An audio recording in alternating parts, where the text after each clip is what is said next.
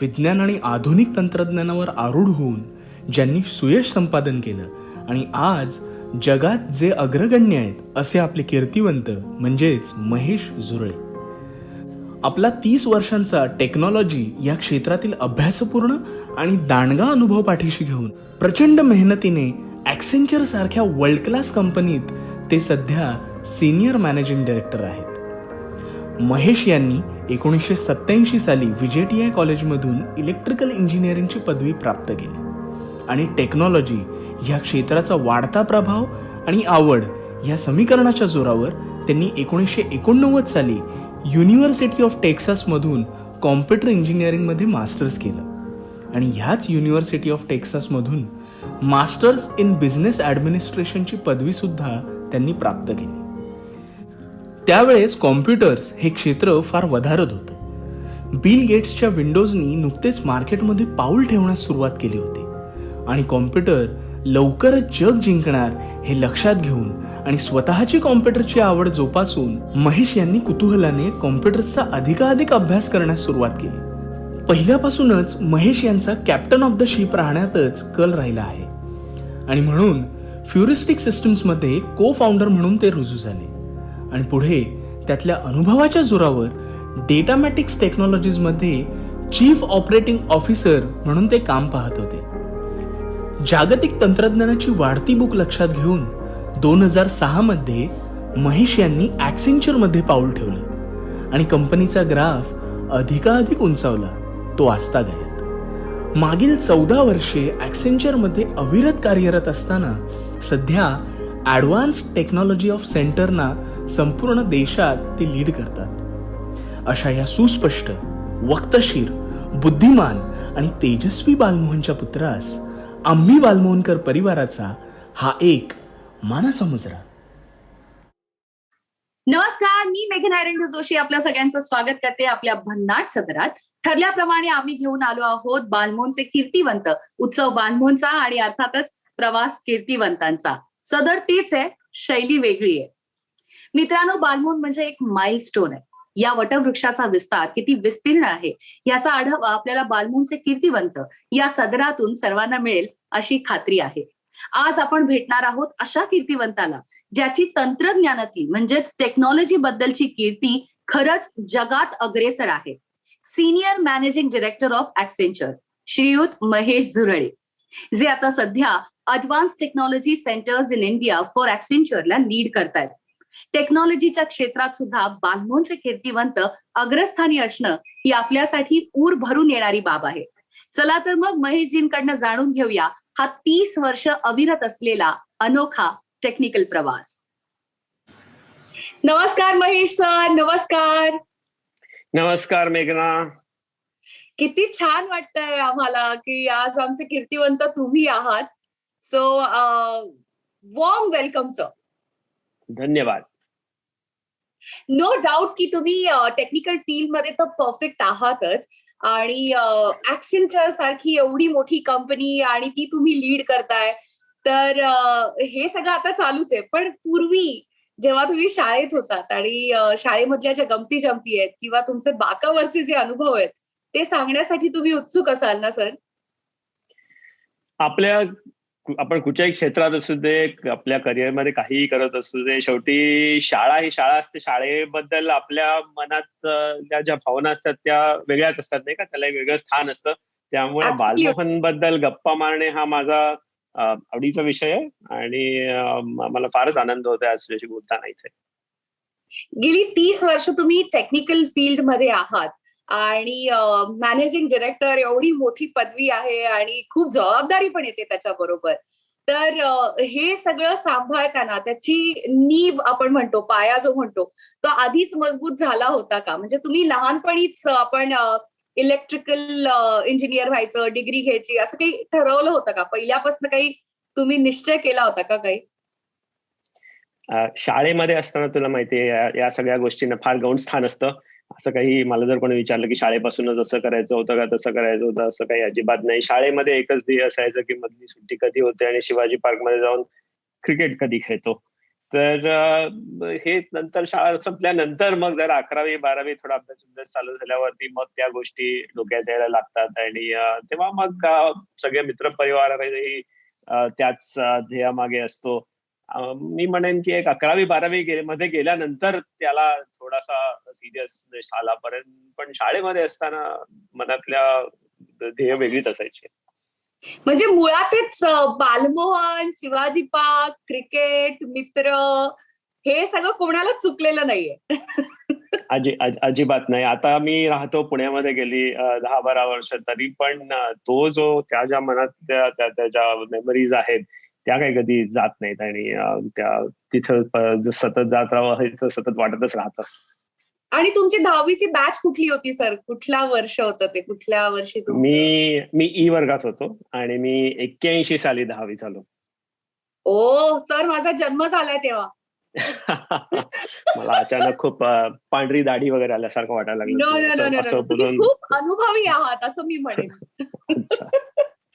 आणि मग इंजिनिअरिंग तुम्ही कुठून केलं आणि कधी मी केलं? व्हीजेटीआय मधून इंजिनिअरिंग केलं. 83 साली मी 12वी झालो. मी रुपारेलला होतो 11वी-12वी मध्ये हो आणि ना. 83 साली मी व्हीजेटीआय ला प्रवेश घेतला आणि मी 87 साली माझं इंजिनिअरिंग पूर्ण झालं.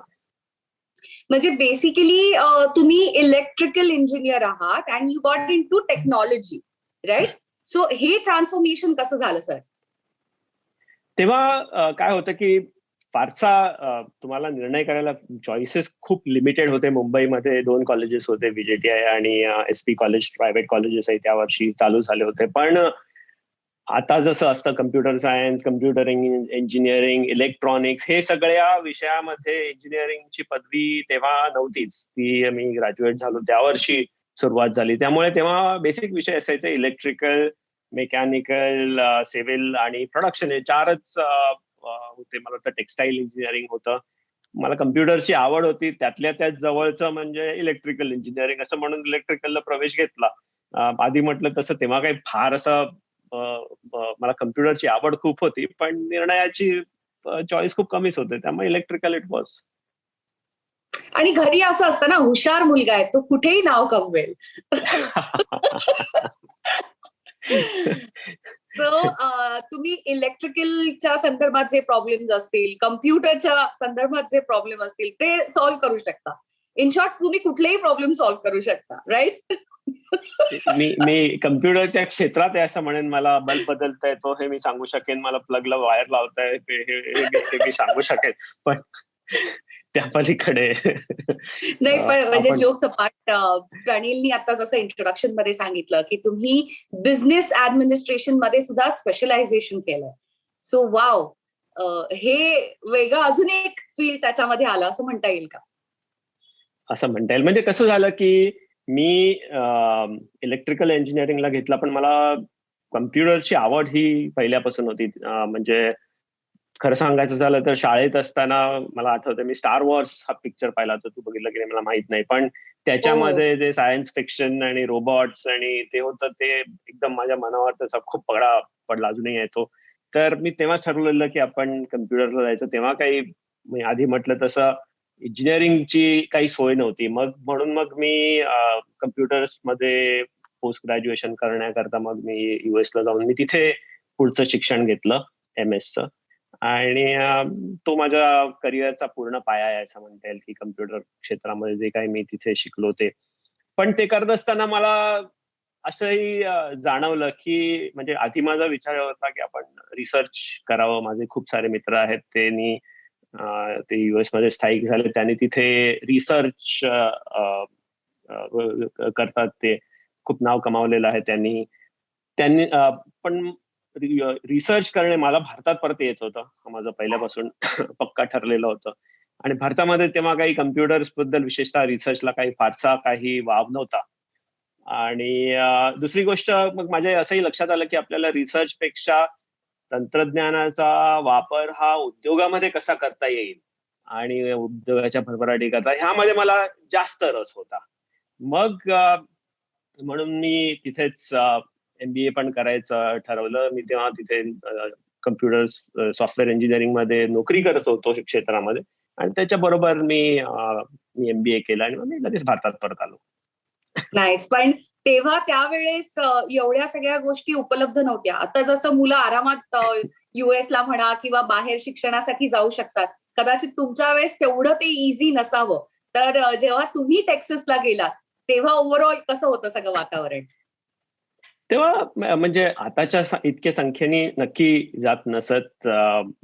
जाणाऱ्यांची संख्या कमी होती असं मी म्हणेन. युनिव्हर्सिटीमध्ये असायची आपल्या भारतातून आलेली मुलं, पण त्यांची संख्या कमी असायची. आणि आता काय आहे की तुम्ही अमेरिकेतल्या कुठल्याही शहरात गेलात, न्यूयॉर्क वगैरे क्षेत्रामध्ये, तर काही काही ठिकाणी आपल्याला असं जाणवतही नाही की आपण भारतामध्ये नाही किंवा कॅलिफोर्नियामध्ये. पण तेव्हा तसं नव्हतं. खूप कमी लोक दिसायचे. भारतीय आपल्या जेवणाचे पदार्थ वगैरे पण खूप कमी ठिकाणी मिळायचे. पण तुम्ही ज्या देशात जाणार तुम्ही तिथला अनुभव घेतला पाहिजे, नाही का? तर त्यामुळे मला काही तसं कमी काही वाटली नाही. तिथला अनुभव खूप छान घेता आला. किती मस्त. आणि मुळातच इलेक्ट्रिकल इंजिनिअरिंग, मग मास्टर्स आणि मग बिझनेस ऍडमिनिस्ट्रेशन. सो 3 एवढ्या मोठ्या डिग्रीज तुमच्याकडे आहेत. आणि तुमचा हा जो प्रवास आहे, जो आतापर्यंत तुम्ही आम्हाला सांगताय, तो खूपच इन्स्पिरेशनल आहे. तर त्या काळात तुमचं इन्स्पिरेशन कोण होतं? मला इन्स्पिरेशन कोण म्हणण्यापेक्षा इन्स्पिरेशन काय असं म्हणणं जरूर होईल. मला कम्प्युटर्स बद्दल प्रचंड आवड होती आणि त्या क्षेत्रातच आपण करायचं, त्या क्षेत्रात आपण नाव कमवावं असं मला तेव्हापासून वाटत होतं. अर्थात त्यावेळेला बिल गेट्स वगैरे ही नावं मोठी व्हायला लागलेली होती. मायक्रोसॉफ्ट ही कंपनी खूप छोटी होती येस. तेव्हा. स्टीव्ह जॉब्स वगैरे सगळ्या छोट्या कंपन्या होत्या, पण त्या ज्या वेगाने प्रगती करत होत्या. आणि आता आपण कम्प्युटरचे उपयोग हे खूप सारे ग्राह्य धरतो. तेव्हा बरोबर. तसं नव्हतं. त्याचे नवीन नवीन उपयोग, अरे हे पण करता येईल, ते पण करता येईल. म्हणजे कॉलेजमध्ये असताना तुला सांगतो, VJD मध्ये कम्प्युटर होता एक जुनाट, असं भलं मोठा कपाटा एवढा कम्प्युटर होता. तो एका बंद खोलीत ठेवलेला असायचा. त्याच्या लांबनं असं काचेतनं फक्त बघता यायचं. त्यांनी कदाचित आमचा ऑरा वाढला असेल. तो कम्प्युटर खरं सांगायचं तर फारच कमी गोष्टी करू शकायचा. पण एकदा त्या शिकत असताना जेव्हा असं लक्षात यायला लागलं की हे वापरून आपल्याला काय काय करता येईल, तेव्हा डोक्यामध्ये खूप साऱ्या कल्पना यायला लागतात की अरे आपण हे करू शकतो, ह्या माणसाने हे केलं, त्या माणसाने ते केलं. आणि त्यातनं मग त्यातली आपली गोडी वाढत जाते. त्याच्यातला आपला इंटरेस्ट हा खूप वाढत जातो. आणि माझ्याही बाबतीत तसंच झालं असं म्हणायला हरकत नाही. किती छान. बरं, एक आउट ऑफ द सिलेबस प्रश्न विचारते, की आता तुमच्याकडनं हे सगळं ऐकताना मला असं जाणवतंय, की एक बालमोहन मधून जेव्हा आपण बाहेर पडतो, म्हणजे इंग्लिशच्या तासाला सुद्धा आपण शाळेमध्ये मराठीतच बोलतो. तेव्हा जेव्हा एवढ्या मोठ्या स्पेक्ट्रम मध्ये तुम्ही जाता, तेव्हा आपल्याला खूप इंग्लिश बोलता आलं पाहिजे किंवा ते एक आपल्याला अडचण आहे, असं कधी होऊ शकतं का? किंवा काही झालं होतं का? असं होऊ शकतं नाही, असं होतच. म्हणजे 11वी-12वी बालमोहन तर सोडूनच दे. 11वी-12वी मध्ये रुपारेलमध्ये सुद्धा मराठीच बोलतात. तुम्ही काही शिकत असला तरी. आणि VJTI मध्येही खरं सांगायचं तर माझ्या बालभवन मधले आणि रुपारेल मधलेच म्हणजे अर्धा वर्ग तर तसाच होता. त्यामुळे मराठीतच बोलणं असायचं. इंग्रजीचं ज्ञान जरा यथातथाच होतं. पण मग ते GREचा वगैरे अभ्यास सुरू करायला लागल्यापासून मग थोडं असं वाटायला लागलं की नाही आता आपल्याला काहीतरी करायला पाहिजे. आणि जेव्हा US ला पोहोचल्यावरती मग थोडासा आपल्याला असं वाटतं की थोडासा न्यूनगंड आहे. पण आणि आपल्याला येत नाही. पण त्याचा अर्थ असा नाही की आपण ते करू शकत नाही, असं मला कधीच वाटलं नाही. ते करायला थोडासा इतरांच्या पेक्षा कदाचित आपल्याला थोडंसं काम त्याच्यावर जास्त करावं लागतं, थोडासा प्रयत्न करावा लागतो. आणि एकदा का तुम्ही मनातनं तो न्यूनगंड काढून टाकला की मग त्यात कमी काही नाही. आपण कोणाही बरोबर कुठल्याही भाषेत संभाषण करू शकतो. आणि विशेषतः काय होतं की अमेरिकेमध्ये ना असंख्य देशामधनं लोकं येतात आणि आता युरोपमधनं लोकं येतात. ते तर एकदम क्लिअर असतं त्यांच्या डोक्यामध्ये की मी फ्रेंच आहे, माझी मातृभाषा फ्रेंच आहे. त्यामुळे मी इंग्लिश चांगलं बोलू शकणारच नाही, याचं त्यांना काही कमी कधीही वाटत नाही. आणि मलाही तसंच वाटतं, की माझं इंग्लिश खूप सुधारलं, पण ते अगदी इंग्लिश माणसाच्या तोडीचं नसलं, तरी मला काही त्याचा काही फारसा फरक पडत नाही. त्यामुळे आपल्या डोक्यात असतं ते सगळं. त्याचा कधी ते कधी आपल्या मार्गात आलं, असं मला कधीही वाटत नाही. किती छान. म्हणजे बेसिकली बालमोहनकरांचं जगात कुठेही अडू शकत नाही. एकदम एकदम बरोबर. कुठे काय अजिबात नाही. मस्त. आणि ऍक्सेंचरच्या आधी तुम्ही डेटा मॅट्रिक्स टेक्नॉलॉजीमध्ये चीफ होतात. So you always been the captain of the ship. नेहमीच हे सगळ्या ठिकाणी नेतृत्व करताय तुम्ही. तर ही गुण कुठून तुम्ही आत्मसात केले? अ, अ, असं गुण आत्मसात केले असं असं नाही मी म्हणू शकणार. कदाचित काय असतं, की आमच्या क्षेत्रामध्ये सतत नवनवीन गोष्टी येत असतात. त्यामुळे आपण पुढे राहिलं पाहिजे. हे जर आपल्या डोक्यात आपण ठेवलं, नवीन-नवीन गोष्टी आत्मसात करत गेल्या, तर तुमचे जे क्लायंट्स असतात त्यांना ते आवडत जातं आणि मग ते म्हणत जातात, की मला ह्या माणसाबरोबर किंवा हिच्याबरोबरच डील करायचं आहे आणि त्यातनं आपल्याला एक आत्मविश्वास येत जातो. तो जो अच्छा. आत्मविश्वास असतो ना, की मला हे माहिती आहे आणि मी ते करू शकेन किंवा मला जर माहित नाही तरी मी प्रयत्न करेन आणि ते मला येईलच. तो आत्मविश्वास एकदा का तुम्हाला आला, की मग तुम्ही तिथे तांत्रिक क्षेत्रामध्ये करा किंवा तुम्ही त्याच्याऐवजी एखादी मोठी टीम तुम्हाला लीड करायची असेल, तुम्ही ते करू शकता. आणि हळू ते मग जमत गेलं. मस्त, मस्त. आणि आय एम शुअर की तुमचा इंटरव्ह्यू बघितल्यानंतर सुद्धा खूप जणांना खूप छान इन्फॉर्मेशन मिळणार आहे आणि इन्स्पिरेशन सुद्धा मिळणार आहे. धन्यवाद. ओके. तुमच्या अनेक इंटरेस्ट पैकी एरो मॉडेलिंग हा एक तुमचा मुख्य इंटरेस्ट आहे. सो आम्ही खूपच उत्सुक आहोत याविषयी जाणून घेण्यासाठी. म्हणजे अ, माणसाला आपल्या करिअर बरोबर काहीतरी छंद लागतात.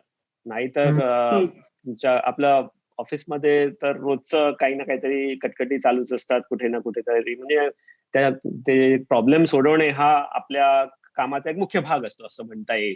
त्यामुळे ते जर तुम्हाला चांगलं करायचं असेल तर छंद असणं हे अतिशय आवश्यक आहे. मला एरो मॉडेलिंग करायला आवडतं. त्यापेक्षाही मला गार्डनिंगचा खूप छंद आहे. पण तू म्हणतेस ते बरोबर आहे. एरो मॉडेलिंग हा मला छंद लागला. कदाचित तो माझ्या कॉलेजच्या दिवसामध्येच ती जी मला बेसिक इंजिनिअरिंगची आवड होती. एरो मॉडेलिंग म्हणजे काय, की अ, खऱ्या विमानाची हुबेहूब उडणारी प्रतिकृती बनवणं, की आणि ते उडवणं.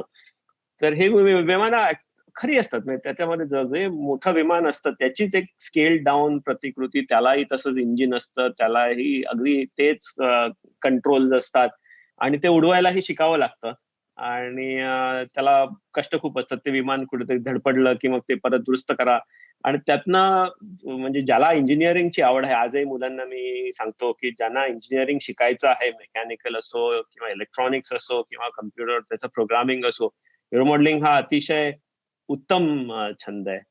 पण त्याला थोडं लांब जावं लागतं कारण आपल्या शहरांमध्ये तेवढ्या जागा नसतात. उडवायला थोडंसं शहरापासून लांब जाऊन करावं लागतं. त्याच्यावर सरकारी निर्बंधही आहेत सिक्युरिटी करता. आणि मग माझा दुसरा छंद म्हणजे झाडं लावणे. मला झाडं लावायला खूप आवडतात आणि मला मी घरी आहेत. आमचं एक फार्म हाऊस आहे तिथे लावलेली आहेत. मग गार्डनमध्ये वेळ घालवणे हा माझा अतिशय फावल्या वेळेचा अतिशय आवडता उद्योग आहे. किती छान. फार छान. तुमचं गार्डन आम्हाला नक्की बघायला आवडेल कधीतरी. नक्की, नक्की, नक्की. पुण्याला आलीस की तू नक्की ये माझ्याकडे. Yes sir. आणि 2006 मध्ये तुम्ही ॲक्सेंचर जॉइन केलं. तर तेव्हा हेतू काय होता किंवा काय चाललं होतं मनामध्ये? एवढ्या मोठ्या कंपनीचा आपण एक भाग आहोत. सो तेव्हा काय तो प्रवास कसा होता? डेटा मॅट्रिक्समध्ये मला खूप काही शिकायला मिळालं. डॉक्टर कनोदिया जे कंपनीचे मुख्य होते त्यांच्याबरोबर काम करताना मला अतिशय छान शिकायला मिळालं. मला इतर क्लायंट्स बरोबर कसं इंटरॅक्ट करावं, आपण धंदा कसा वाढवावा हे खूप शिकायला मिळालं. एक दिवशी पण माझ्या डोक्यात आलं, की आपल्या तेव्हाच्या भारतीय कंपन्या तुलनेने छोट्या होत्या, की Accenture सारखी कंपनी म्हणजे आज आमचा एकंदर उलाढाल जवळ-जवळ $44 बिलियन म्हणजे 3 लाख कोटी रुपयाची आहे वर्षाला. तर किती शून्य आहेत ते एखादी पण मला आता आठवत नाहीये. तर एखादी कंपनी एवढी मोठी कशी होऊ शकते, नाही का? की म्हणजे असंख्य कंपन्या असतात त्या छोट्या असतात. पण मोठी कंपनी करण्याकरता आपण आणि हा सगळा मनुष्य शक्तीवर आधारित उद्योग आहे. त्यामुळे जितकी चांगली माणसं तुम्ही जमवाल तितकी तुमची वाढ होणार. आणि मग या सगळ्या लोकांना आपण कसं आकर्षित करावं, त्यांना कसं शिक्षण द्यावं आणि त्याचबरोबर जेवढी जास्त लोक तेवढं त्याला मॅनेज करायलाही जास्त प्रयत्न लागतात. तुम्हाला तुम्हाला त्याचा वाढवायचा झाला धंदा तर तुम्हाला दरवर्षी 44 बिलियन वरती 10% वाढवायचा झाला तर $4 बिलियन म्हणजे अजून खूप सारी शून्य वाढवायला लागतात. तर हे एखादी कंपनी कशी करू शकते असं मला खूप प्रश्न पडायचा तेव्हा. आणि मग हम्म. मग मी ठरवलं की आपण चांगल्या कंपनीलाच का जॉईन होऊ नये असं म्हणून मी ऍक्सेंचरला जॉईन केलं तेव्हा. आता तुम्ही म्हणालात तसं की एक सक्सेसफुल कंपनीमध्ये जेव्हा तुम्ही सक्सेसफुल करिअर बिल्ड करता, so you need lot of planning, right? So आता हा जो कार्यक्रम बघतायत तर त्यांना तुम्ही काय सांगाल की त्यांनी मास्टर प्लॅनिंग कसं केलं पाहिजे? आय थिंक पहिली गोष्ट म्हणजे आपल्या डोक्यामध्ये एक क्लॅरिटी पाहिजे की आपल्याला काय करायचंय आणि त्याकरता मग आपल्याला प्रयत्न हे करावेच लागतात. आणि काही काही गोष्टींना खूप जास्त वेळ लागतो की ते आपल्याला ते स्किल वाढवायचं असेल ते काही असं एका रात्रीत येत नाही, तर त्याला खूप जास्त प्रयत्न करावे लागतात. तर आणि त्याला जास्त वेळ लागत असल्यामुळे तुम्ही जितक्या लवकर चालू कराल तितकं चांगलं. मग त्याला उशीर कशाला करायचा. आजकाल तर तुम्ही बघाल तंत्रज्ञान क्षेत्रामध्ये अगदी शाळेतल्या मुलांना सुद्धा एवढी माहिती असते. आणि आता असं झालेलं आहे की एखादी आम्ही आम्ही म्हणतो की every business is a technology business. की तुम्ही उबर सारखी कंपनी घ्या, तुम्ही कुठलीही बँक घ्या, बँक आता तुम्हाला सांगते की तुम्ही ब्रांचमध्ये येऊच नका, सगळं काही तुमच्या फोनवरनच होतं. तुम्ही कला क्षेत्रामध्ये आता नेटफ्लिक्स सारखी कंपनी मोठी होत चाललेली आहे. So every business is a technology business. त्यामुळे आता असं झालेलं आहे की तुम्हाला नुसतं तंत्रज्ञान शिकून चालत नाही, त्याच्याबरोबर तुम्हाला इतर उद्योगाचीही पण माहिती पाहिजे. म्हणजे बँकिंग मधलं तंत्रज्ञान किंवा एंटरटेनमेंट मधलं तंत्रज्ञान. तर एखादं आपण क्षेत्र निवडावं आणि त्याच्यामध्ये आपण काम करत राहावं, त्याच्यात चौकस बुद्धी ठेवावी. आणि कॉलेज संपलं म्हणजे शिक्षण संपलं असं नाही. ते ते आयुष्यभर शिकायची तयारी ठेवली पाहिजे आणि ती खूप जणांची असते. मला आमच्याकडे खूप नवीन लोक जे आम्हाला जॉईन होतात, मला त्यांच्याकडे बघून त्यांच्या अम्बिशन्स त्यांची तयारी बघून असं वाटतं की आपलं भवितव्य नक्की उज्ज्वल आहे आपल्या देशाचं. ऐकतानाच मग इतकं मस्त वाटतं आम्हाला की खूप पॉझिटिव्ह एक अप्रोच सतत तुमच्याकडे आम्हाला ऐकायला मिळतोय मगासपासून. आणि एक गोष्ट मला इथे अगदी नमूद करावीशी वाटते आणि ते म्हणजे तुम्ही म्हणाला होता की तुमचं ध्येय आहे 2025 पर्यंत कंपनीमध्ये जेंडर बॅलन्स्ड वर्क फोर्स असावा. So what a lovely thought, याविषयी आम्हाला ऐकायला आवडेल. हो, अगदी तू बरोबर म्हणतेस. जेंडर बॅलन्स्ड वर्कफोर्स आणि पुरुष आणि स्त्रियांचं प्रमाण हे समसमान असलं पाहिजे, असं आमचं नुसतं ध्येय नाहीये. हा आमचा याबद्दल आमचे प्रयत्न गेले 2-3 वर्षापासून तर अगदी जोरदार चालू आहेत. आणि त्याचं कारण म्हणजे लोक विचारतात की असं आपण का करायचं. It is very simple. It is the right thing to do. आणि ज्याला सर्वसमावेशक प्रगती असं म्हणता येईल की युनायटेड नेशन्सचे पण काही सस्टेनेबल डेव्हलपमेंट गोल त्याला म्हणतात की सर्वसमावेशक प्रगती झाली पाहिजे. कोणाला मागे ठेवून मागे ठेवून प्रगती करण्यात काही अर्थ नाही असं या हेतूने आम्ही गेली काही हे वर्ष प्रयत्न चालू केले. आणि त्याच्यामध्ये काय होतं की सुरुवातीला आपण आता कॉलेजमध्ये मुलं मुलींची संख्या समसमान असते, त्यामुळे कॉलेजमधनं सारख्या प्रमाणामध्ये लोकांना घेणं हे आता तसं आम्हाला खूप शक्य होतं. परंतु आज अचानक वरच्या लेवलवरती बघितलं तर त्याच्यामध्ये स्त्रियांचं प्रमाण हे कमी असतं. आणि जोपर्यंत वरच्या वरिष्ठ पदावरती स्त्रियांचं प्रमाण वाढत नाही तोपर्यंत खालचंही वाढणार नाही. त्यामुळे आम्ही अतिशय हेतुपूर्वक प्रयत्न करतो की आपण वरिष्ठ पदांवरती स्त्रियांचं प्रमाण कसं वाढवावं, स्त्रियांना जास्ती लवकर प्रमोशन्स आणि प्रगती कशी द्यावी, हायर सिनियर लेवलला कसं करावं, हे आमचं ह्याच्यावर आमचं खूप चाललंय. आणि आम्हाला खात्री आहे की आमचं ते उद्दिष्ट आम्ही हासिल करू. आम्ही ठरवलेल्या डेडलाईनच्या आधी हासिल करू. आणि मेघना, सर्वसमावेशक प्रगती ही जेंडर इक्वॅलिटी तर झालंच, पण त्याचा इतरही बाबतीमध्ये आपण सगळ्यांनी विचार केला पाहिजे. उदाहरणार्थ शारीरिक व्यंग असलेल्या लोकांनाही जसं जितकं जास्त सामावून घेता येईल असा आमचा प्रयत्न चालू आहे.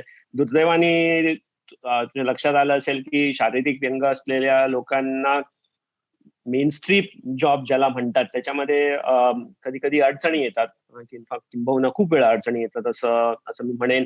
तर त्याच्याकरता आपण त्यांना सामावून घेऊन मग त्यांना तंत्रज्ञानाद्वारे कशी मदत करता येईल, म्हणजे उदाहरणार्थ हिअरिंग लॉस असलेले लोक ज्यांना नीट ऐकायला येत नाही, बालपणापासून असे व्यंग असतात, त्यांना आता बोन कंडक्शन सेट सारखी नवीन टेक्नॉलॉजी वापरून आपण मेन स्ट्रीम मध्ये सामावून घेऊ शकतो का.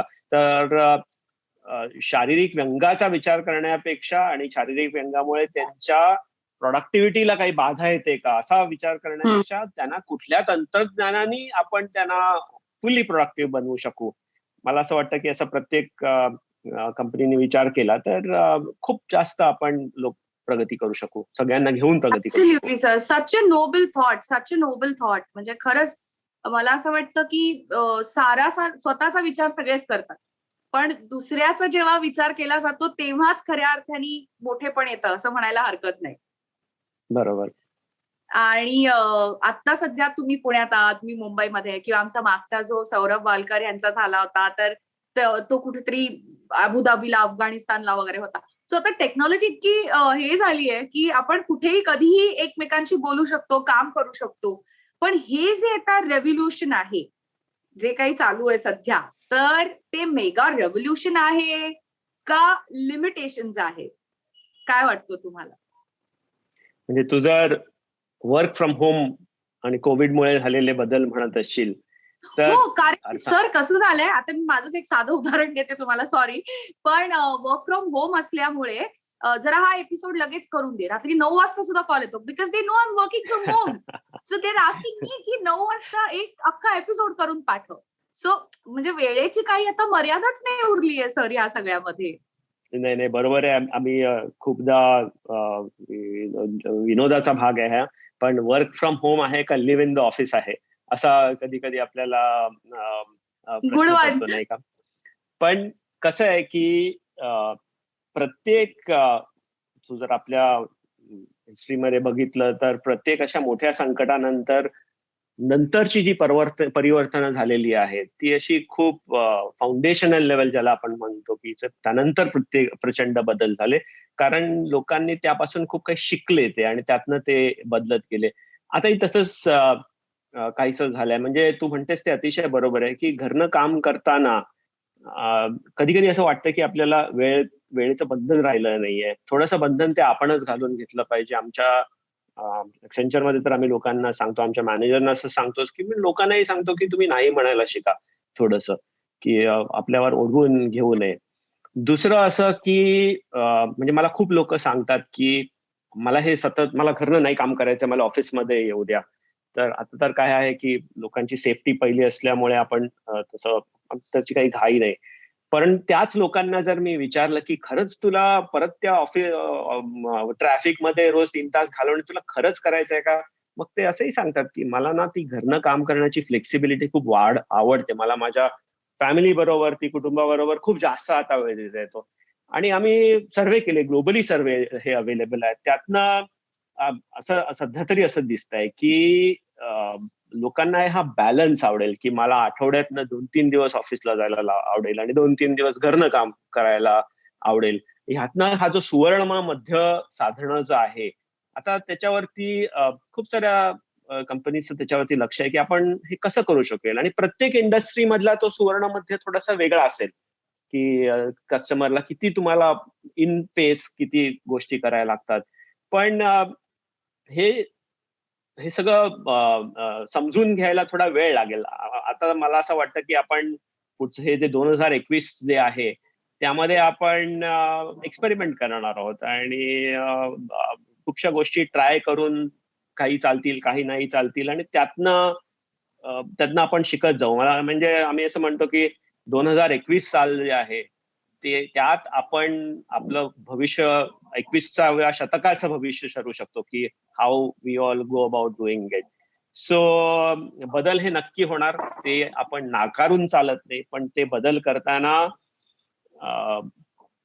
सगळ्या लोकांना सोयीचे होतील आणि त्यातनं सगळ्यांची प्रगती ही वाढीला लागेल, हे आपण सगळ्यांनी पाहिलं पाहिजे.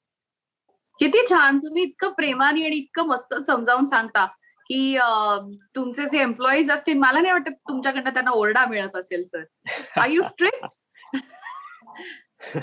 नाही, स्ट्रिक्ट असायची गरज नसते. आय थिंक मी आधी म्हटलं तसं की आपण आपली बरोबर टीम जमवली, राईट टीम जमवली, तर त्या टीमला आपल्यापेक्षाही जास्त उत्साह असतो. आणि मोठे मोठे प्रोजेक्ट असतात, ते काही एकटा माणूस आरडाओरडा करून करू शकत नाही ना. त्याला तर सगळ्यांच्या पाठबळावरच ते चालतं. त्यामुळे ती टीम जमवणे आणि त्या टीमला राईट ट्रेनिंग देणे, त्यांना उद्युक्त करणे, की कसे ते त्या विषयामधले एक्सपर्ट होऊ शकतील, त्या बेसिक गोष्टी झाल्या की प्रोजेक्ट मग आपोआप होत राहतात. सर, तुमचा हा सगळा प्रवास बघता तुम्ही शाळेमध्ये नक्की मॉनिटर असणार, आय एम शुअर. असं काही अजिबात नाही. जसं मी म्हटलं तसं शाळेमध्ये मधल्या सुट्टीमध्ये क्रिकेट खेळणे हा एक मुख्य ध्येय असायचं, असं मी म्हणू शकेन. शाळेमधला एखादा अविस्मरणीय प्रसंग सांगाल का? अविस्मरणीय प्रसंग, मी 10 वर्ष काढली, आय गेस. प्रसंग तर खूप सारे होते, शाळेमधले होते, शिवाजी पार्क मधले होते आणि इतरही मित्रांबद्दलचे. पण थोडासा एम्बॅरेसिंग प्रसंग सांगायचा झाला मला, तर मला वाटतं मी तेव्हा 3री मध्ये असेन आणि वार्षिक परीक्षा होती आणि माझा पेपर लवकर संपला. का मला माहित नाही, काय आलंच नाही का लवकर संपला, जे काही मला तर आठवत नाही, पण लवकर संपला खरा. आणि मग काय करायचं, तर मला झोप आली. मला असं वाटतं मी त्या पेपरवरती डोकं ठेवून झोपलो आणि तेव्हा वडील म्हणजे तेल लावणे खूप महत्वाचं असायचं डोक्याला, तर त्या सगळ्या पेपरला मी उठलो तोपर्यंत पूर्ण तेल होतं. मग आमच्या ज्या वर्ग शिक्षिका होत्या, भारती ताई, त्यांनी मला प्रचंड रागावलं, सांगितलं सगळ्याचा सगळा पेपर परत लिहायचा, ज्याला मी स्पष्ट नकार दिला. म्हणजे माझा पेपर लिहून झालेला आहे, तर मी काही परत लिहिणार नाही. त्यामुळे ओरडा पडला. मग आई वडिलांना बोलावण्यात आलं, पण तरी मी काही बदलो नाही फारसा, की मी काय परत लिहिणार नाही पेपर, तुम्हाला जे करायचं असेल ते करा. हा माझा प्रसंग, माझी आई मला तिने कधी मला विसरू दिला नाही त्यानंतर. सो पण किती गोड आहे हे, की मी लिहिलाय पेपर, मी तर नाही लिहिणार, माझं काम झालंय, मी केलंय. माझं काम झालं बस. तेव्हापासून तुम्ही एकदम म्हणजे क्लिअर होतात. दादांबद्दलची एखादी आठवण आहे का?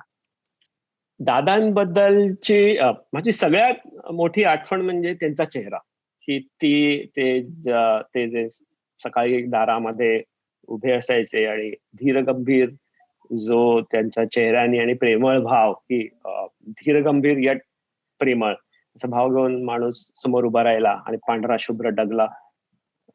शाळेत आत शिरतानाच बरं वाटतं ना तुम्हाला. सो मी माझी आठवण ही ती मुख्य आठवण आहे असं मी म्हणेन. अर्थात मग ते जे बोलायचे आणि ते वेगळंच झालं, पण त्यांना नुसतं बघणे त्या वेशामध्ये आणि त्यांच्या चेहऱ्यावरचे भाव हे माझ्या मनात सतत आहे. मला असं वाटतं की बालमोहनचं हेच खरं श्रेय आहे ना, म्हणजे दादांनी त्यांचे प्रेम आपल्यावर सगळ्यांवरती केलं, ते हो, मला वाटतं नक्की, शेवटपर्यंत आपल्याला पुरणार आहे. नक्की, नक्की. किती छान, मस्त मस्त मस्त वाटलं मला. शिक्षकांचे तुम्ही लाडके असणार ना, सगळी उत्तरं वगैरे देतायत वेळेत, सगळं लिहून काढ. असं काय ते शिक्षकांवरती असायचं आणि तुमचे उत्तर आवडते आपण. शिक्षक? मला माझ्या सगळ्यात जास्ती पहिलीच्या वसुंधराताई ज्या होत्या, म्हणजे जी शाळेची जी पहिली आठवण असते, की ज्यामध्ये शाळेची गोडी लागते. हो, आणि मग असं आलेत गेले, पण मला ती आठवण मात्र नक्की आहे. वसुंधराताई तुमच्या हा. आवडते. मस्त मस्त. आम्ही बालमोहनकर हा जो प्रणीलनी एक उपक्रम चालू केलाय, त्याबद्दल तुम्हाला काय वाटतं?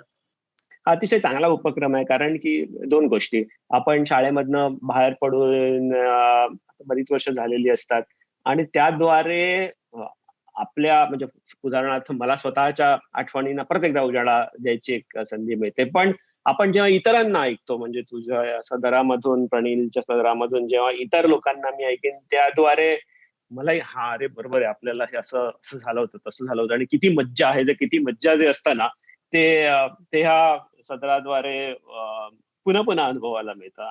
मला त्याकरता हे खूप आवडलं. ही कल्पनाच खूप छान आहे.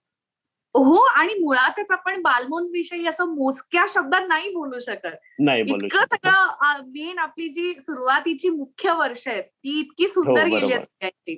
तर हो. तुम्ही बालमोन विषयी, बालमोननी तुम्हाला काय दिलं असं मी जर विचारलं तर काय सांगाल? कठीण आहे असं सांगणं, पण आय थिंक मला नेहमी आपल्या बेसिक गोष्टींबद्दल विचार करायला मिळतो. एक चांगल्या वाईटाची जाण ही बालमोहनमध्ये नेहमी प्रत्येकाला दिली जाते. त्यामुळे माझे सगळे जे मित्रपरिवार आहेत त्यांनाही चांगल्या वाईटाची जाण आहे. करिअरमध्ये प्रगती ही तर झालीच. सगळ्यांनी खूप छान प्रगती केलेली आहे. त्यामुळे शिक्षणावर आपला भर तर सतत असायचाच. पण त्या शिक्षणाबरोबर ते शिक्षण मी चांगल्या गोष्टी करता वापरीन आणि चांगल्या गोष्टी करताच वापरीन. ही जाण आपल्या शाळेतल्या बहुतेक सर्वांना असते असं असं मला वाटतं किती आणि छान. आणि हे आपल्या शाळेचं विलक्षण वैशिष्ट्य आहे. किती छान. आणि आय एम शुअर की तुमचा ग्रुप असेलच शाळेचा अजूनही. हो, आहे ना. सगळे आणि आता तर WhatsApp आणि Facebookमुळे सगळे परत परत एकत्र येतात. तिथेही तंत्रज्ञान आलंच परत. परत आलंच. आणि तिथेही तुम्हीच ऍडमिन असणार. ओके, आता रॅपिड फायर राऊंड. ओके, शाळेविषयीचे मी तुम्हाला काहीतरी प्रश्न विचारेन, त्याची पटापट तुम्ही मला उत्तर द्यायची. हा का? अरे बापरे! ओके, ठीक आहे.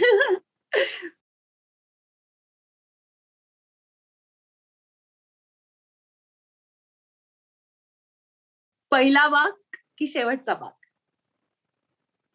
दुसरा भाग. चिंच की बोरं? चिंच. हस्तकला की चित्रकला? हस्तकला. नाईस. सुका खाऊ की रोजचा डबा? नक्की सुका खाऊ. विषयाचा मॉनिटर की वर्ग प्रमुख?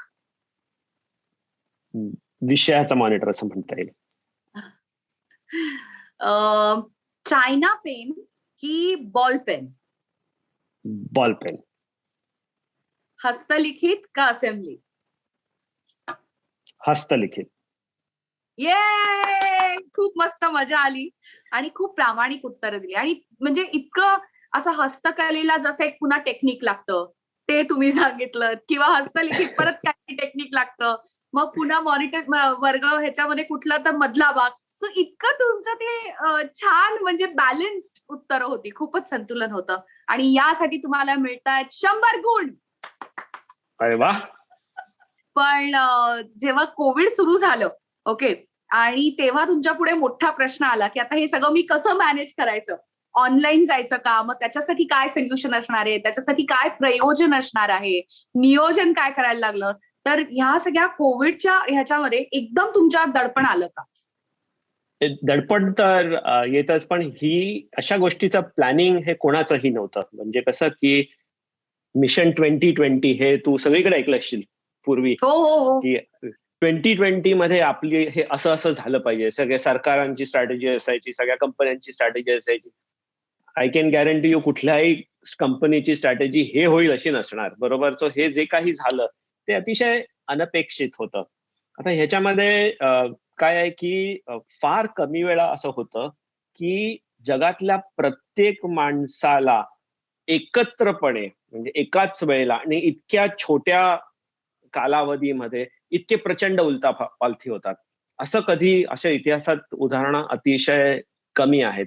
त्यामुळे काय होतं की म्हणजे आता ह्यातनं काय करायचं हे तर कुणालाच कल्पना नसते. त्यामुळे त्याचं तुम्ही एक्झॅक्ट प्लॅनिंग करू शकत नाही. पण एवढं नक्की की जेव्हा असं होतं तेव्हा हातावर हात ठेवून बसून चालत नाही. की तुम्हाला हे रोजचे रोज तिथे खंबीरपणे उभं राहून निर्णय घ्यावे लागतात.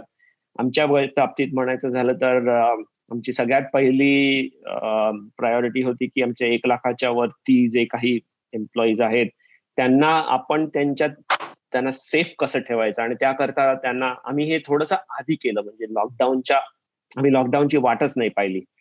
आम्ही अच्छा. लॉकडाऊन व्हायच्या आधी 1 आठवडा सगळ्यांना घरी जायला सांगितलं आणि 4 दिवसामध्ये आम्ही सगळ्याच्या सगळ्या लोकांना त्यांच्या मशीन सकट घरी पाठवून त्यांची कनेक्टिव्हिटी टेस्ट केली हे 1,00,000 लोकांना आम्ही 4 दिवसामध्ये केलं. आणि बापरे! ह्याच्यामध्ये काय होतं, की असं तुम्ही प्रत्येकाला सुपरवाईज नाही करू शकत ना. सो जसं मी आधी म्हटलं, की ह्याच्याकरता तुमची टीम खूप चांगली असणं जरुरी आहे आणि त्यांच्यावरती विश्वास ठेवणं खूप जरुरी आहे. आणि लोकांना जेव्हा हे आम्ही समजावून सांगितलं, की का आपल्याला असं करायचंय, नाहीतर आपलं काम बंद पडेल, नाहीतर आपल्या तब्येतीवर परिणाम होईल. त्यामुळे अ, मला अतिशय कौतुक वाटलं, की ज्या स्पीडनी लोकांनी, ज्या वेगाने लोकांनी ते नवीन आत्मसात केलं आणि लॉकडाऊन ज्या आठवड्यात जाहीर झाला, त्या आठवड्यात आम्ही पूर्ण तयार होतो. त्यामुळे आमचं काही बंद असं पडलंच नाही. पण 4 दिवसात 1,00,000 एम्प्लॉईज बद्दल विचार करणं आणि त्यांचं नियोजन करणं हे खूपच क्रेडिटेबल आहे. खरंच म्हणजे हॅट्स ऑफ टू यू. आणि या तुमच्या 30 वर्षाचा जो तुमचा हा यशस्वी प्रवास आहे, त्याच्यामध्ये आय एम शुअर अनेक अडचणी आल्या असतील, अवघड प्रसंग आले असतील. तर एखादा लक्षात राहिलेला अवघड प्रसंग? लक्षात राहिलेला अवघड प्रसंग. कामाबद्दलचे अवघड प्रसंग मी एवढे अवघड मानत नाही, कारण तो त्या कामाचा भाग असतो. काय असतं, की पण जेव्हा आपले पर्सनल प्रॉब्लेम त्याच्यात गुंफले जातात, तेव्हा तो म्हणजे मी उदाहरणार्थ जेव्हा मी 2006 साली मी Accenture जेव्हा मी जॉइन केलं, तेव्हा तशी भारतामध्ये छोटी होती कंपनी. आमचं सगळं मुख्य करून बंगलोरला मुख्यालय होतं. तेव्हा आम्ही तिथं जायचा निर्णय घेतला. आम्ही सगळेजण, माझ्या 2 मुली, बायको आणि मी, आम्ही सगळे बंगलोरला गेलो आणि ज्या आठवड्यामध्ये आम्ही बंगलोरला गेलो, दुर्दैवाने त्याच आठवड्यामध्ये माझ्या आईला कॅन्सर चं निदान झालं. आई मग पुढचे 6 महिने काय होतं, की अ, म्हणजे ते मला इथे मुंबई, पुण्याला येऊन हॉस्पिटलायझेशन आणि मग मला कामाला बंगलोरला जाणे आणि मग तेव्हा जे म्हणजे वर्क फ्रॉम होम किंवा वर्क फ्रॉम हॉस्पिटल हे तेव्हाच काहीसं करायला लागलं होतं आणि तो थोडासा कठीण काळ असतो. माझ्या आई दुर्दैवाने 6 महिन्यामध्ये तिचं निधन झालं. पण अशा वेळेला आपले सगळे आप्त स्वकीय आणि इव्हन माझ्या ऑफिसमध्ये पण सगळ्यांनी खूप साथ दिली आणि ज्यातनं अशा प्रसंगातनं आपण निभावून जातो. त्यामुळे डगमगून जायचं कारण नसतं. काही ना काहीतरी त्यातनं उपाय निघत जातो. म्हणजे ऐकून सुद्धा एकदम असं तेव्हा कसं तुम्ही मॅनेज केलं असेल, ते थोडंसं विचार करणं सुद्धा मला वाटतं त्रासदायक झालं आम्हाला. पण ठीक आहे, या सगळ्यामधनं पुढे हे सगळं होत गेलं आणि आय एम शुअर की त्यांना तुमच्याविषयी खूपच अभिमान वाटला असेल आईंना. डेफिनेटली. अशी मी आशा करतो. तर तुमचा हा जो निरंतर प्रवास आहे, तर तो एका वाक्यात मला काय सांगाल या सगळ्याबद्दल? मी जसं मी आधी म्हटलं, मला शिकायची खूप आवड आहे. मी असं म्हणेन, की हे सारं एक सतत चाललेलं शिक्षण आहे, असं मी मानतो. आता स्वतःला सध्या नवीन शिकत जाणे. नवीन पिढी आहे. आता तुम्ही जसं सांगितलं, की हे सगळं तुम्ही शिक्षण मानताय आणि यापुढेही शिकत राहावं आपण अशी इच्छा आहे. सो आत्ताची जी पिढी आहे ना, ते सगळं क्विक आहे ना, फास्ट आहे ना एकदम, की डिग्री घ्यायची, मग जॉब शोधायचा, मग मोठी पोझिशन मिळाली पाहिजे आणि इन्क्रिमेंट हा एकमेव हेतू असतो. तर या आपल्या नवीन पिढीला तुम्ही काय सांगाल? नाही, मला नवीन पिढीबद्दल फार अतिशय कौतुक आहे. I think they have the right spirit. म्हणजे त्यांना खूप जास्त एनर्जी आहे. काहीतरी करायची इच्छा आहे. त्यांनी जग पाहिलेलं आहे.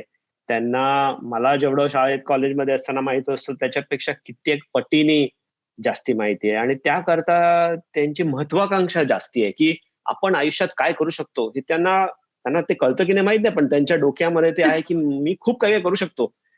ते तू म्हणतेस ते बरोबर आहे, की पण मला ते उद्याच झालं पाहिजे. हा त्या तारुण्यातल्या एनर्जीचा परिणाम आहे. त्यात काही चूक आहे असं काही नाही. जोपर्यंत तुम्ही तुमची जी काही महत्वाकांक्षा आहे त्याच्यावरती मेहनत घ्यायला तयार असता, की रोज ह्याच्याकरता मला खूप काही शिकायला लागेल आणि मला मेहनत घ्यायला लागेल. हे जे लोकं करतात ते त्या सहज होतात. आज आपण बघतो, की तरुण उद्योजक जे आहेत, नवीन-नवीन कंपन्या ज्या स्थापन होत आहेत, त्या सगळ्या अतिशय तरुण लोकांनी केलेल्या कंपन्या आहेत. त्यामुळे म्हणजे मला तर वाटतं, की ही पिढी आपल्याला खूप पुढे घेऊन जाईल. अर्थात सगळ्यांचा असा दृष्टिकोन नसतो. काही जणांना त्यांना शॉर्टकट हवे असतात. शॉर्टकटचा जनरली एखाद्या वेळेला शॉर्टकट चालून जातो, पण नाहीतर त्याचा फारसा फायदा होत नाही. त्यामुळे त्यांनी आपल्याच पिढीमधल्या इतरांकडे बघावं. त्यांनी सिनियर लोकांकडे बघायची गरज नाही. आपल्याच पिढीतल्या इतरांकडे बघावं आणि आपापला मार्ग ठरवावा. पण आता तुमच्या बाबतीत असं होतं की तुम्ही सगळ्या स्तरावरती सगळ्यांना हँडल करताय, सगळ्या पोझिशन वरती, सगळ्या वयोगटातल्या एम्प्लॉईजना हँडल करताय. तर तुम्हाला खूप जास्त तफावत दिसत असेल, कॉन्फ्लिक्ट दिसत असेल, की जे आधीपासून काम करणारे, अनेक वर्षाचा अनुभव असणारे ओल्ड स्कूल एम्प्लॉई आणि हे आता नवीन सगळे तडफदार, सगळं क्विक असणारे हे. तर त्याच्यामध्ये तुम्ही सुवर्ण मध्य कसा साधता? कारण ओल्ड स्कूल वाल्यांची एक स्वतःची आपली शैली आहे. हे जे नवीन आहेत त्यांना सगळं इन्स्टंट हवंय. Then how do you manage? मी थोडंसं तुला वेगळी गोष्ट सांगेन, की कुठलीही जी कंपनी असते ती शेवटी काम कोणाकरता करते? ग्राहकांच्या करते ना. म्हणजे आमचे जे मोठ्या कंपनीज आहेत, त्या लोकांना जे विकतात, ते आता बाजारपेठ ही कोणाची आहे? आजच्या पिढीची आहे ना, तरुण लोकांची आहे. त्यामुळे उलटं आहे, की कंपन्यांनी कसं ऍडजस्ट व्हावं, की नवीन पिढीची मानसिकता कशी आहे आणि ते करताना अर्थात आपण त्यांना थोड्याशा गोष्टी चांगल्या शिकवू शकतो. पण हे एकतर्फी प्रवास नाही, की आजची पिढी कमी काम करते आणि आपण किती करतो. मला असं अजिबात वाटत नाही. आय थिंक आजची पिढी आहे ती आहे. त्यांच्या महत्वाकांक्षा वेगळ्या आहेत. त्याला मी वाईट नाही म्हणत, वेगळ्या आहेत.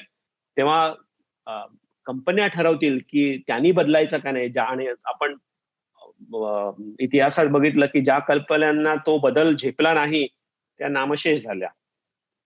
त्यामुळे कंपन्यांनी बदलणं जरुरी आहे आणि अर्थात नव्या पिढीने शिकण्याची इच्छा ठेवली पाहिजे. Super, super.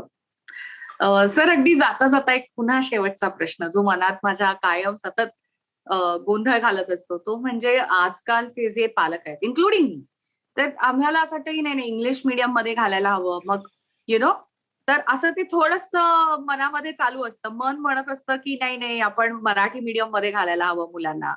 पण मग पिअर प्रेशर असतं आणि मग असं वाटतं नाही नाही मग इंग्लिश मीडियम. तर तुम्हाला काय वाटतं आता सध्याची परिस्थिती आहे, पुढच्या दृष्टीने विचार करता, मराठी मीडियम की इंग्लिश मीडियम आणि का? म्हणजे हा हा किंवाचा प्रश्न नाही, म्हणजे हा मीडियमचा प्रश्न नाही. मला मला दोन्ही भाषा यायला पाहिजेत. ज्या भाषेमध्ये माझ्या घरी मी बोलतो ती भाषा तर मला यायलाच पाहिजे. ज्या भाषेमध्ये मला आवडणारं साहित्य आहे ते मला यायलाच पाहिजे आणि म्हणून मुलांना तेही शिकलं पाहिजे. आणि अर्थात ज्या भाषेमध्ये जगातले व्यवहार चालतात, तुम्हाला जर ती येत नसेल, त्यामध्ये तुम्ही पारंगत नसाल त्या भाषेत, तर तुम्ही मागे पडाल. त्यामुळे हा ह्याला सुवर्ण मध्यही नाही, दोन्ही तुम्हाला चांगलं यायला पाहिजे. त्यामध्ये मध्य काही नाही. आणि आता जर बघशील तर शिक्षणाची पद्धती बदलत चाललेली आहे, की नुसतं शाळेमध्ये असं नाही ना. आता शिक्षण, आता ह्या बैजू सारख्या ज्या कंपन्या नवीन आहेत, की तुम्ही घर बसल्या तुम्हाला काय वाटेल ते शिकता येतं. सो आपण ह्याचा वापर करून घेतला तर तुम्ही नवनवीन भाषा शिकू शकाल. इंग्रजी, मराठी सोड दुसऱ्या कुठल्याही भाषा तुम्ही शिकू शकाल. आणि जगभरात असं मानलं जातं, की जेवढ्या भाषा तुम्हाला जास्त तेवढं तुमची म्हणजे कल्पनाशक्ती ही वाढत जाते. भाषा शिकाव्यात, उगाचच्या उगाच काहीतरी वादात पडू नये. मराठी तर आपल्याला यायलाच पाहिजे, कारण ती आपली मातृभाषा आहे आणि त्यात आपलं सारं सुंदर साहित्य आहे. पण मला व्यवसायामध्ये प्रगती करायची असेल तर मला इंग्लिशही यायला पाहिजे. मला नाही इंग्लिश शिकायचं म्हटलं, समोरच्या माणसाला काही फरक पडत नाही ना. तो म्हणेल ठीक आहे मग. पण मला त्यांना इंग्लिश मधला पाहिजे. सो आपण ह्या दोन्ही गोष्टी घेऊन पुढे चाललं पाहिजे. त्याचा मध्यही गाठू नये. आपण दोन्हीमध्ये पारंगत होणार ही आपण इच्छा ठेवली, प्रयत्न केला पाहिजे. खूप छान सल्ला दिलाय तुम्ही इथे आणि तुम्हाला भेटून आम्हाला खूप खूप आनंद झालाय आणि I am so thankful to बालमोहनचे कीर्तिवंत हा उपक्रम, की आम्हाला या उपक्रमाद्वारे तुम्हाला भेटता आलं आणि अशा तुमच्यासारख्या प्रतित यश अनेक कीर्तिवंतांची आम्हाला डायरेक्ट भेट घेता येते. त्याबद्दल आम्हाला खूप अभिमान वाटतोय आणि तुमचे असेच आशीर्वाद आमच्यावरती राहू द्या असं म्हणेन आणि तुम्हाला खूप खूप शुभेच्छा देते. Thank you so much sir. आज गप्पा मारताना मलाही खूप मजा आली. जुन्या आठवणींना खूप छान उजाळा मिळाला आणि खूप साऱ्या आठवणी पण जाग्या झाल्या. धन्यवाद मला बोलावण्याबद्दल आणि तुलाही खूप खूप शुभेच्छा. आमचं हे सदर तुम्हाला कसं वाटतंय आम्हाला नक्की सांगा, आणि जर काही सजेशन्स असतील किंवा अजून कुठल्या अशा छान छान कीर्तिवंतांना तुम्हाला भेटायचं असेल तर ते आम्हाला नक्की सांगा. आणि आय एम शुअर की तुम्ही आमचा हा चॅनल सबस्क्राईब केला असेलच, नसेल केला तर लवकर करा आणि शेअर करायला विसरू नका. आणि येस, असेच छान छान कीर्तिवंत घेऊन आम्ही तुमच्या समोरच येऊ. आणि तोपर्यंत नमस्कार.